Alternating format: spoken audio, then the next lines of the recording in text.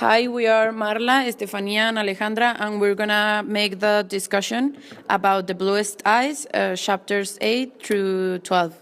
Why do you think that Morrison makes us feel sympathy about Mr. Breedlove by telling us his life story? Well, I think she's telling the story so we understand why he raped his daughter and to understand that he lived in a very violent environment and he was a victim of racism. So this makes us not feel sympathy but understand what and why it happened.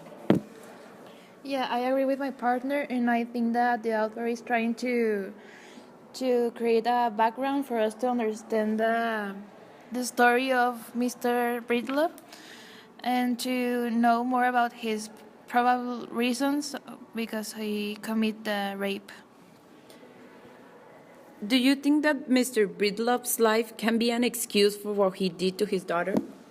It is definitely not an excuse. I don't think that even if maybe he was also raped when he was little or he just suffered from violence, but I don't think it's an excuse to rape your daughter and be such a violent and alcoholic father and husband. So I don't think it's an excuse. Yeah, me either, because even though he lived in a very violent environment and had a very difficult childhood, it is not a reason to rape your daughter and to rape your own family member. Why do you think that in this book any of the male characters is good? Does it reflect the real situation or it can be taken as feminism? Well, I think since the writer is a woman, she reflects a little bit of hate towards men, and she's reflecting maybe her own story or personal experiences because all of the men in the story are bad. So she's saying that women are hated and there's a very violent environment and many of things happen because of men's hate towards women or because they feel superior. So I think it's not feminism, but it's a way of reflecting her own story. Well, I think that both possibilities are true, maybe, because maybe in that time that was the common situation in which the people lived, but also I think that the author is trying to, well, it's reflecting personal experiences and things that had happened to her or had known about.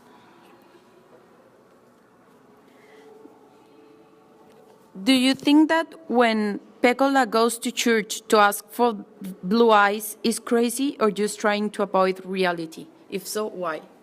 I think both, because she was becoming crazy because she knew she was ugly and she knew she was hated by other people, so she was looking for an excuse to feel pretty and to feel loved. So I think even if she was becoming crazy, she was also avoiding the reality that she felt ugly and she was hated by other people by asking blue eyes because blue eyes were the treat of pretty girls.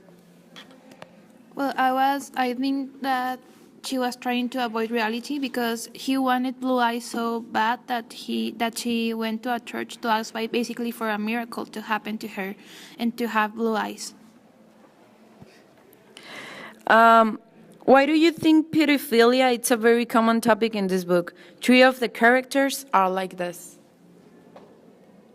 Well, I think it is common because maybe the author experienced something like this in her childhood because it is something that happened a lot in past years in the Black communities. So I think maybe it's a reflection of her own life, or maybe it's just hate towards men and to write about a reality that used to happen in communities of African American people. So we know that this used to happen and the children were exposed to this.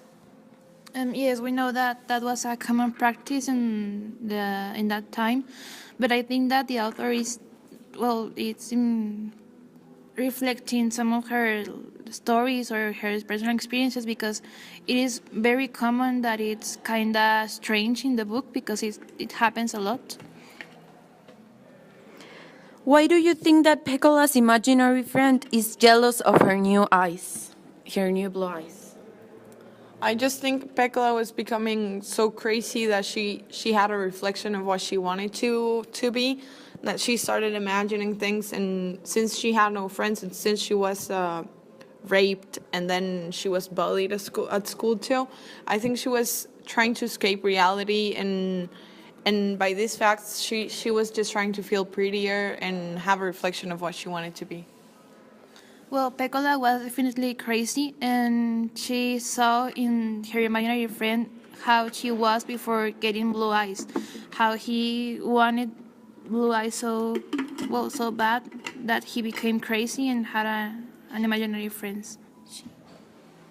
So this is the discussion for chapters 8 to 12. We are Marla, Estefania, and Alejandra.